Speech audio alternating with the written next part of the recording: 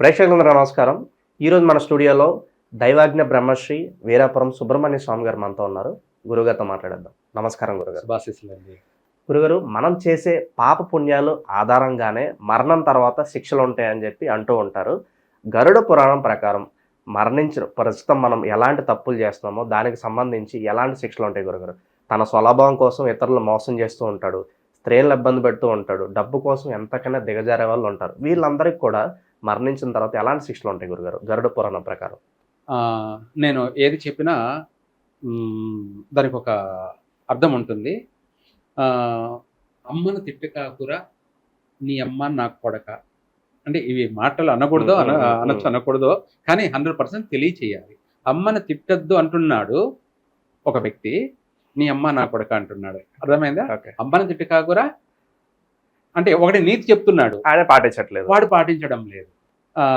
చూసే వాళ్ళకి ఏమనిపిస్తుందంటే పక్కన వాళ్ళకి ఈయన మంచిగా చెప్తున్నాడు అనుకుంటున్నాడు, కానీ చూసే అర్థం కాని వాళ్ళు పక్కన చూసేవాళ్ళు అమ్మని తిట్టుకాకరని చెప్తున్నాడు అంటున్నాడు, కానీ అతను అన్న మాట ఏదో గ్రహించలేదు కొంతమంది. అమ్మని తిట్టుకాకరా నీ అమ్మ నా కొడక అని అనేసాడు అంటే వీడు వాడికి చెప్తున్నాడు అమ్మని తిట్టొద్దురా అంటున్నాడు, మళ్ళీ వీడే వాడిని తిట్టేస్తున్నాడు అన్నట్టుగా చెప్పే వాళ్ళందరూ బాగానే చెప్తూ ఉంటారు.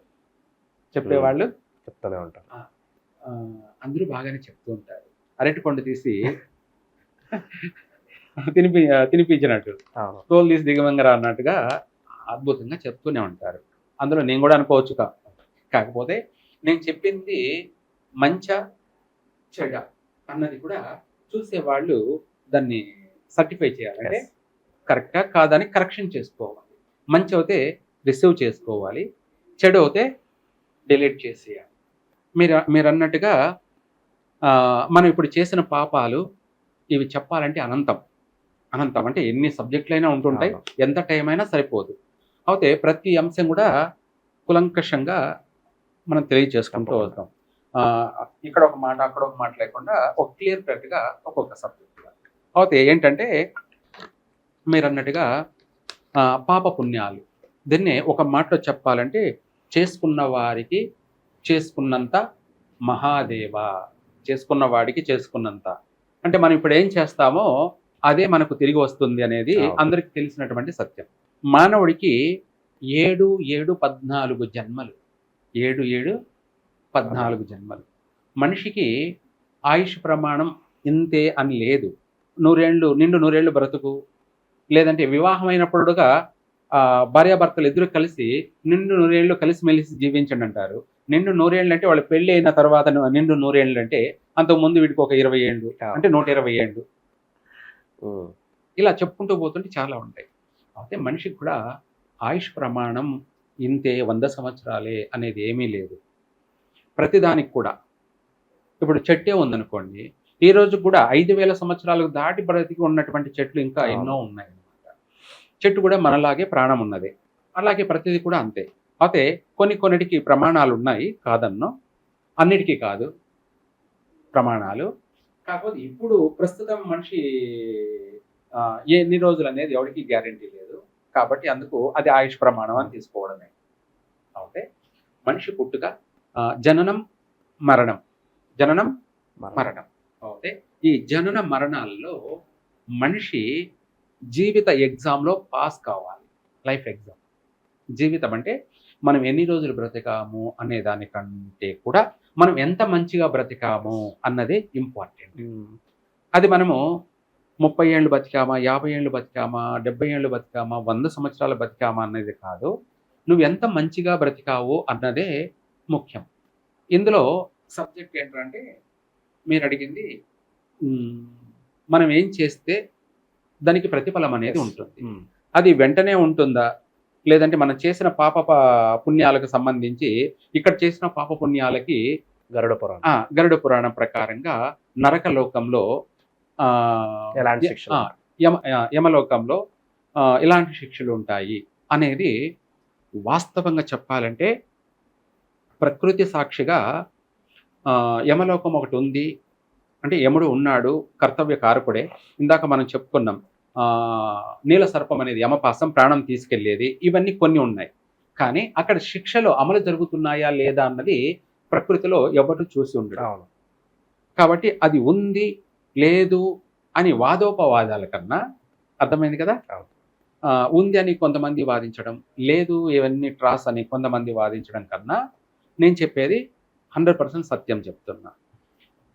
మనము మన జీవన విధానంలో మనం నమ్ముకున్నటువంటి, మనకు జన్మనిచ్చినటువంటి తల్లిదండ్రుల్ని పాదసేవ చేసుకుంటూ, వాళ్ళకి ఎటువంటి ఇబ్బంది కలగకుండా, వాళ్లకు ఎటువంటి హాని కలగ చేయకుండా మనకు జన్మనిచ్చారు వాళ్ళు. అవును. ఆ జన్మనిచ్చే వరకు వాళ్ళ కోరికలు ఎన్నుంటాయో తెలుసా? వాళ్ళ వివాహం అయింది, నాకు కొడుకు పుట్టాలి అని వాళ్ళు కోరుకుంటారు మొదటిగా. నాకు బంగారం లాంటి కొడుకు పుట్టాలి అని కోరుకుంటారు. ఎందుకంటే వంశం నిలబడుతుంది ఒకటి. రెండోది వాడు మాకు మళ్ళీ పెడతాడు. అవును. నారు పోసిన వాడు నీరు పోయకుండా పోడా అన్నట్టుగా కన్న బిడ్డ మమ్మల్ని ఆలనా పాలనా చూసుకుంటాడు, మమ్మల్ని ప్రేమిస్తాడు, మమ్మల్ని పూజిస్తాడు, మమ్మల్ని గౌరవిస్తాడు, మాకు సర్వం కూడా వాడు చూసుకుంటాడు అని వాళ్ళు ఎంతో ఆశతో వాళ్ళు దానికోసం ఏమైనా చేస్తారు. దానికోసం దొంగతనాలైనా చేస్తారు, అబద్ధాలైనా ఆడతారు, మోసాలైనా చేస్తారు, ఏమైనా చేస్తారు. ఎందుకంటే కొడుకుని పోషించుకోవడం అయ్యే పాపాలు. వాళ్ళు పాపాలు చేశారు. ఎవరు? తల్లి, తండ్రి. ఎందుకు చేశారు అంటే కొడుకు కోసమే చేశారు. దీనికి సామెతలు కూడా ఉన్నాయి, కానీ కొన్ని సామెతలు మాట్లాడకూడదు, బాగోదన్నమాట. బూతుగా ఉంటాయి అన్నమాట. అంటే సామెత కరెక్టే, ఇవి రీజనే, కాకపోతే ఆ వర్డ్స్ మాట్లాడడం అనేది చాలా భయంకరంగా సరే, దాన్ని పక్కన పెట్టేస్తే వాళ్ళు కొడుకు కోసం వాళ్ళకు ఒక పూట లేకపోయినా వాళ్ళు బాధపడరు. ఎవరు? తల్లిదండ్రులు. కొడుకు పస్తులు పెట్టాలంటే ప్రాణం ఓర్చుకోదు వాళ్ళకి. ఎట్ట తిరిగి వాడిని ఏదో ఒక విధంగా అది ఏమైనా చేసైనా వాడికి పెట్టాలి. తను దొంగతనమైనా చేస్తుంది అవసరమైతే, లేదంటే కష్టపడే పనైనా చేస్తుంది, లేదంటే మోసమైనా చేస్తుంది. ఏది చేస్తే ఏముంది, కొడుకుని మాత్రం పోషించుకోవాలి, తన కోసం. అయితే ఆమె ఏం చేసింది మాత్రం అది పాపాలే. ఇవన్నీ వీడికి తెలియవు, ఎందుకంటే చిన్న పిల్లవాడి కాబట్టి. అలా ఆ విధంగా వాళ్ళు చేసే ప్రతిదీ లెక్క అవుతుంటుంది. ఏమవుతుంటుంది? లెక్క. అంతే కదా. లెక్క ఎలా జరుగుతుందంటే, ఆ తల్లిదండ్రులకి వాళ్ళ పెద్దవాళ్ళు దేనికన్నా ఒక ₹1,00,000 లేదంటే 10,000, ₹1,000 ఎంతో కొంత ఇస్తారు. ఇచ్చిన తర్వాత దేనికని ఇస్తారు? పలానా దానికి అని ఇస్తారు. ఇచ్చిన తర్వాత మళ్ళీ లెక్క అడుగుతారు. నేను ₹1,00,000 ఇచ్చాను కదా, ఎంత ఖర్చు అయింది, ఏమైనా మిగిలిందా అని అడుగుతారు. అప్పుడు దానికి మనం సమాధానం చెప్పాలి. ఫలానా దానికి ఇంత ఖర్చు అయింది, సరిపోయింది ₹1,00,000. లేదనుకోండి మిగిలింది, అది కూడా కరెక్ట్గా ఉండాలి. ఆడ ₹10 అయితే ₹20 ఖర్చు అయిందని చెప్పామనుకో, అది మోసం. ఎందుకంటే మనము ₹10 దాన్ని ₹20 చెప్పి ₹10 లెక్క చూపించి ₹10 మనము దాచేసుకున్నాం. అలా ప్రతి దాంట్లోనూ లెక్క చెప్పాల్సింది ఉంటుంది. ఎవరికి? ఇచ్చిన తల్లిదండ్రులకి, నూతన దంపతులు కాబట్టి. లేదు ఇంకా ఎక్కువైంది అనుకోండి, సపోజ్ ₹1,00,000 సరిపోలేదు, ఇంకా 2-3 వేలు ఎక్కువ ఖర్చు అయింది అని కూడా దానికి లెక్క చెప్పాలి, లెక్క తేల్చాలి. అట్లాగే మన జీవితంలో మనం ఏం చేసాం, పాప పుణ్యాలు అన్నదాన్ని ప్రకృతికి లెక్క చెప్పాలి. ప్రకృతి కౌంట్ చేస్తుంది మనం చేసేది. పిల్లి కళ్ళు మూసుకొని పాలు తాగుతుంది, ఎవరు చూడలేదంటే పొరపాటే. మనం చేసేది గాలి, నీరు, భూమి, ఆకాశం, అగ్ని, ఇవన్నీ వీటితో పాటు చుట్టుపక్కల అన్నీ కూడా క్రిమి కీటకాలు, సకల ప్రాణజీవులు అన్నీ కూడా మనల్ని చూస్తూనే ఉన్నాయి. కుక్కలే కావచ్చు. ప్రతి వాటికి లెక్క ఉంటుంది అని చెప్తున్నారు గురుగారు. ఇప్పుడు మనం చూస్తున్నాం బయట డబ్బు కోసం ఎంతైనా దిగజారుతున్నారు, అలాగే స్త్రీలను ఇబ్బంది పెడుతున్నారు. ఇలాంటి వాళ్ళకి ఎలాంటి శిక్షలు ఉంటాయి సాధారణంగా? వాటికి మన ప్రతి దానికి లెక్క చెప్తాం. ప్రస్తుతానికి ఏంటంటే ఇందాక చెప్పాను కదా, ప్రతి దానికి లెక్క ఉంటుంది, అది కౌంట్ అవుతుంది. అవన్నిటినీ మనకు తెలియదు. ఏమని మనకు తెలియదు అంటే, ఆ గాలి మనల్ని ఏం చేస్తుంది, అది మనకు ప్రాణం ఇస్తుందని వాళ్ళకి తెలుసు కొంతమందికి, కానీ అది ఏమి మనల్ని శిక్షించదలే అనుకుంటారు. అదే విషగాలి మన ప్రాణం తీస్తుంది. ఏంటి? విషగాలి. ఆ గాలే, అది విషగాలి మన ప్రాణం తీస్తుందని వీడికి తెలియడం లేదు. అవసరమైతే అది విషగాలిగా మారిపోతుంది, ప్రాణం పోతుంది. లెక్క ఉంటుంది దాంట్లో. అదే చేసుకున్న వాడికి చేసుకున్నంత మహాదేవ, ఓకే. చేసిన పాపానికి కర్మ వెంటనే వచ్చేస్తుంది అన్నది. ఇది ప్రకృతి ద్వారా ఏర్పడే ఫలితాలు. అక్కడే అయిపోతుంది. ఇంక నువ్వు గరుడ పురాణం ప్రకారంగా యమలోకానికి వెళ్ళి శిక్ష అనుభవించాల్సిన అవసరం లేదు.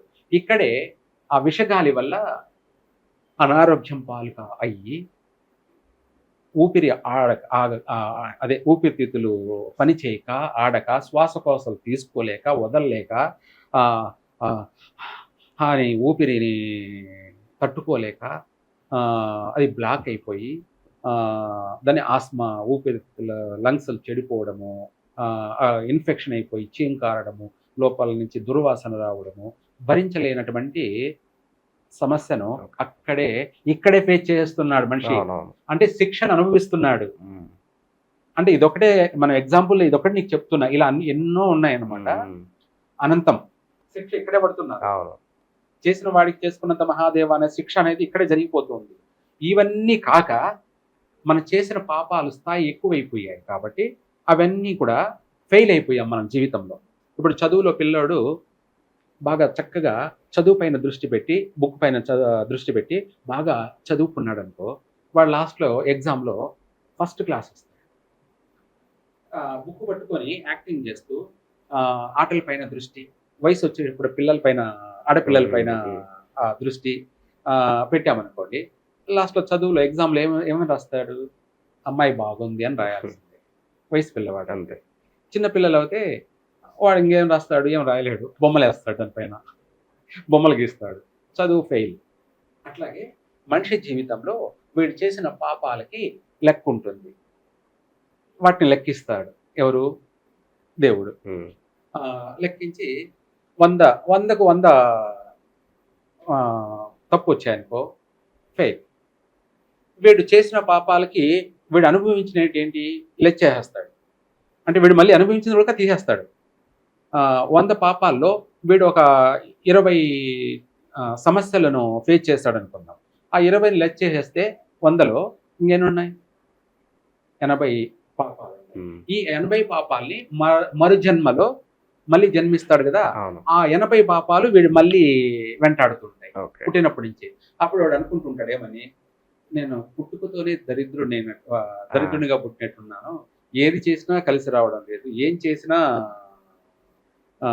అవి గత జన్మ పాపాలని వాడికి అర్థం కాదు. అర్థం కావు. ఒకటి కాదు, అన్నీ వెంటాడుతూనే ఉంటాయి మళ్ళీ జన్మలో. వాడి జీవితం వాడికి విరక్తిస్తూ ఉంటుంది. ఎందుకంటే కొంతమంది బాగా అందంగా, రూపం, ఆనందంగా, వాళ్ళు ఆర్థిక పరంగా, ఆరోగ్యపరంగా వాళ్ళు అనుకున్న పని వాళ్ళు నెరవేర్చుకుంటూ 3 పూలు 6 కాయల్లో వాళ్ళు డెవలప్‌మెంట్ అవుతూ ఉంటే, వీడు వాళ్ళని చూసి తట్టుకోలేకపోతుంటాడు. ఏమని? ఏంది వాళ్ళంతా బాగున్నారు, నేనేం చేసినా కనీసం తినడానికి కూడా తిండి దొరకడం లేదే, మంచి గుడ్డ కట్టుకోవడానికి గుడ్డ దొరకడం లేదు. నేను ఎంత చేసినా ఇల్లు కట్టుకోలేకున్నాను. వాడేమో 1, 2, 3 ఇల్లు 10 ఇళ్ళు కట్టుకున్నాడు. రెంట్‌కిచ్చేసి ఆ వచ్చే రెంట్‌తో వాడు బ్రతుకుతున్నాడు. కనీసం నేను గుడిసేసుకుందాం అనుకున్నా నాకు స్తోమత లేదు. లేదంటే ఒకడు రోజు ఒక బైక్ మారుస్తూ, రోజు ఒక కారు మారుస్తూ ఉంటే వాడిని చూసి కనీసం మంచి చెప్పులు కూడా ఏసుకోవడానికి నాకు దొరకడం లేదు. ఒకవేళ ఏదో ఒకటి మోసం చేసి తెచ్చుకున్నామంటే అవి మళ్ళీ కుక్కలు బిక్కొని పోయాయి ఆ చెప్పుల్ని. ఇలా వాని జీవితంలో రివెంజ్ ఉంటుంది. చేసుకున్న పాపాలకి గాను మరు జన్మలో ఆ మిగిలిన రుణాలు 80, ఆ 80 ఇప్పుడు తీర్చాల్సిందే మళ్ళీ జన్మలో. ఓకే. మళ్ళీ ఈ రెండో జన్మలో మళ్ళీ పాపాలు చేసిన కౌంట్ అవుతాయి. ఇక్కడ ఈ 80 పాపాలనే వీడు ఈ జన్మలో తీర్చడానికి సరిపోలేదు. వీడు ఇప్పుడు చేసిన పాపాలు మళ్ళీ జన్మకి నరకయాతన చూపిస్తుంది. అందుకే మనిషి పుట్టుకతోనే దరిద్రుడా, దాన్ని 2 మాటల్లో అదృష్టవంతుడా, దురదృష్టవంతుడా. అంటే అదృష్టవంతుడు ఏందంటే వాడు పుట్టుకతోనే ప్రతిదీ ఎవ్వరికి ఎటువంటి హాని కలగచేయదు. ఇంట్లో తల్లిదండ్రులే ప్రత్యక్ష దైవాలు అని చెప్పేసి నిద్ర లేయగానే ముందు తల్లిదండ్రుల పాదాలకి నమస్కారం చేసుకుంటాడు. తర్వాత రెండోది భూదేవికి నమస్కారం చేసుకుంటాడు. మూడోది కనిపించే సూర్యుడిని దర్శనం చేసుకుంటాడు. ఈ మూడిటే వీడికి మూలాధారం. వాడు ప్రతిదీ నడవడికి కూడా వాడు నడుస్తున్నాడంటే వాడు కాళ్ళ కింద చీమ పడుతుందేమో అని చెప్పేసి కాలుని పక్కకేస్తాడు. ఏంటి వాడు నడిచే మార్గంలో కూడా ఓ నల్ల చీమ కనిపించింది అనుకో, దానిపైన కాలేస్తానేమో అని చెప్పేసి దానికి పక్కగా వేస్తాడు. అంటే దాన్ని వాడు సేవ్ చేశాడు, కాపాడాడు. చీమకు కూడా హాని కలగ చేయకుండా నడుచుకుంటూ వస్తున్నాడు. వాడు అట్లాగే ప్రతి దాంట్లో అంతే. పెళ్లి చేసుకున్నాడు అనుకో, పెళ్లి చేసుకున్న తర్వాత భార్యను కూడా అంతే ప్రేమిస్తాడు. తల్లిదండ్రులను ప్రేమించలేని వాడు భార్యను కూడా ప్రేమించడు. తల్లిదండ్రుల్ని పూజించి ప్రేమించి గౌరవించేవాడు భార్యను కూడా అంతే ప్రేమిస్తాడు, అంతే తనను గౌరవిస్తాడు, తన మాటను కాదనడు. తనకు తన తన తనకు అంటే వీడి జీవితం అంతా కూడా తనకి తర్పణం చేస్తాడు, అర్పణం చేస్తాడు. అర్పణం తర్పణం అంటే పూర్తిగా వీడి జీవితమే భార్యకి సమర్పించేస్తాడు. అవతల భార్య దాన్ని చులకనగా తీసుకోకూడదు. అంటే మా ఆయన నేను ఏది చెప్తే అది వింటాలే, మా ఆయన పిరికి వాడని తను అనుకోవద్దు. ఎందుకంటే ప్రేమించేవాడు చులకన చూడకూడదు. అది మనిషిని గౌరవించడం, ప్రేమించడం, అభిమానించడం, పూజిస్తున్నాడు. అప్పుడు దాన్ని ఆమె ఎంతో అదృష్టవంతురాలు. వాడు అలా చేస్తున్నాడని పిరికితనంగా తీసుకోకూడదు, లెక్కలేనితనంగా తీసుకోకూడదు. అది మహాపాపం. అది కూడా మహాపాపం. ఇంకా ఆమె ఏమి చేయాల్సిన అవసరం లేదు. ఎప్పుడైతే భర్త భార్యను గౌరవించాడు, ప్రేమించాడు అని చెప్పేసి ఆమె చులకని తీసుకున్నదనుకో, ఆమె చేసిన మొట్టమొదటి మహాపాపం ఏదైనా ఉంది అంటే అది చాలు. ఆమె జీవితానికి అది ఒక పెద్ద నేరం. అంతే కదా. భార్యను గౌరవించడం, ప్రేమించితే అవతల వాళ్ళకు కూడా కొంతమందికి లెక్కలేదు, చులకనైపోతుంది. ఆ చులకనే ఆమె చేసిన మొట్టమొదటి మహాపాపం, మహానేరం. దానికి మరు జన్మలో విడిపోతారు. లేదంటే భార్యను కొట్టేవాడు, తిట్టేవాడు, నరికేవాడు, చంపేవాడు, కనీసం తిండి కూడా తినని వాడు వస్తాడు మరి జన్మలో ఇక్కడ చేసిన దానికి పాపానికి తగినటువంటి నేరం, శిక్ష అనేది ఇక్కడే అనుభవిస్తూ ఉంటారు. ఇక పైన ఉండవు అంటారు ఇంకా 100%. ఓకే. ఆ ప్రాణం తీయడం మాత్రమే ఉంటుంది. ఆ దానికి శిక్ష ఆయనే. ఎవరు? ఇందాక చెప్పాను కదా, యముడు. ఆయనే ఈ శిక్షల్ని మనకు ప్రత్యక్షం అనుభవించేలాగా చేస్తాడు. ఇక ప్రత్యేకంగా పైకి వెళ్ళి అక్కడ సపరేట్ గా సినిమాలో చూపించిన నూనెలో వేపడం ఏమి ఉండవంట. అవన్నీ ఏమి లేదండి, ఇక్కడే చెప్తాడు నూనెలో. ఓకే. అంటే ప్రత్యక్షంగానే మనం చేసుకున్న వారికి చేసుకున్నంత మహాదేవాని ఈ జన్మలోనే ఉంటాయి. అవి కాకుండా అంతకంటే మించి శృతి మించి మనం చేసిన పాపాలకి మరు జన్మలో మళ్ళీ వెంటాడతాయి.